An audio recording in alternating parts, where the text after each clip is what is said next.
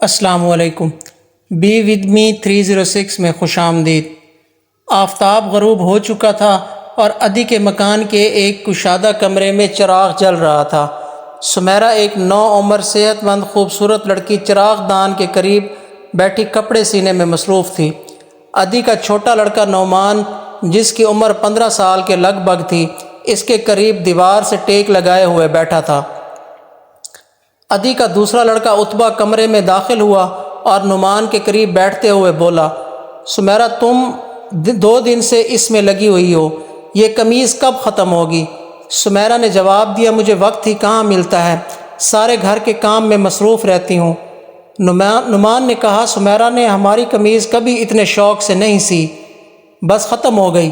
سمیرہ نے جلدی جلدی چند ٹانکے لگانے کے بعد دانتوں سے دھاگا توڑا اور سوئی پاس ہی ایک تاکچے میں رکھ دی۔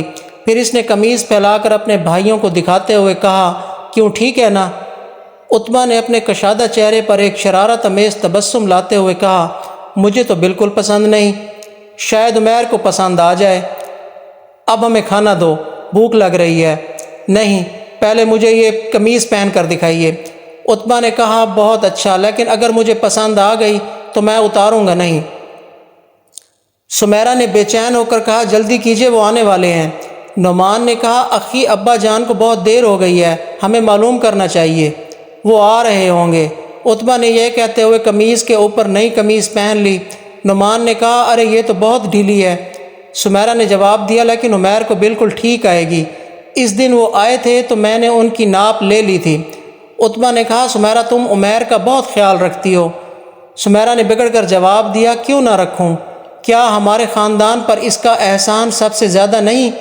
اس نے ہماری خاطر اتنے سال ایک ذلیل یہودی کی نوکری میں گزار دیے ہیں۔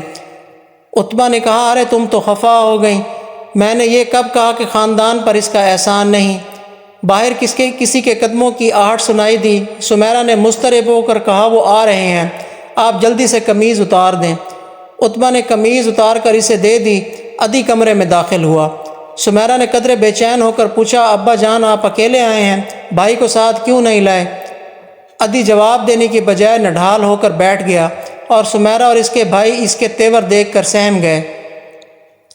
چند ثانیہ کمرے میں خاموشی رہی۔ بالآخر سمیرہ نے کہا، کیا ہوا، آپ پریشان کیوں ہیں؟ ادی نے گھٹی ہوئی آواز میں کہا، مجھے عمیر سے یہ توقع نہ تھی۔ عتبہ نے پوچھا، ابا جان عمیر نے کیا کیا ہے؟ گھر آنے سے انکار کر دیا ہے۔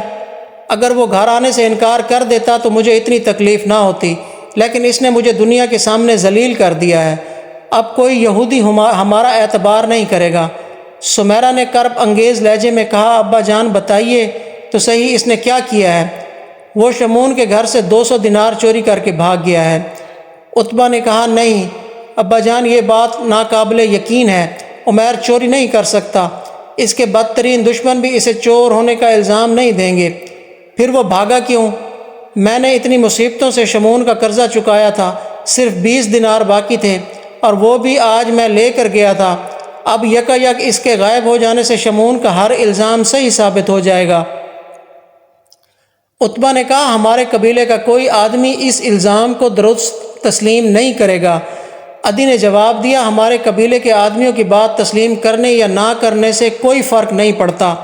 یثرب کے یہودی شمون کی بات رد نہیں کریں گے، وہ انہیں ہمارے خلاف بھڑکائے گا۔ اگر یہودیوں نے ہم سے لین دین بند کر دیا تو اس کی ساری ذمہ داری میرے خاندان پر ہوگی۔ عتبہ نے پوچھا، عمیر کب سے غائب ہے؟ اسے غائب ہوئے 3 دن ہو چکے ہیں۔ 3 دن اور شمون نے آپ کو آج اطلاع دی ہے؟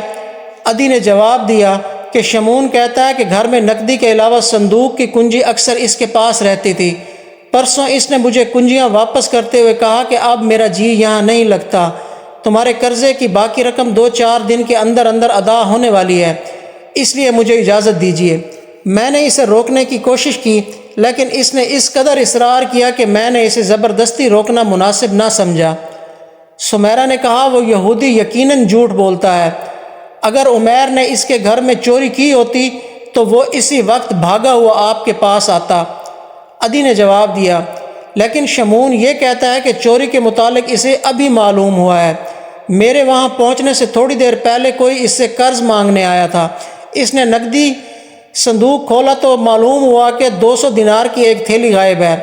عتبہ نے کہا ابا جان یہ سراسر جھوٹ ہے۔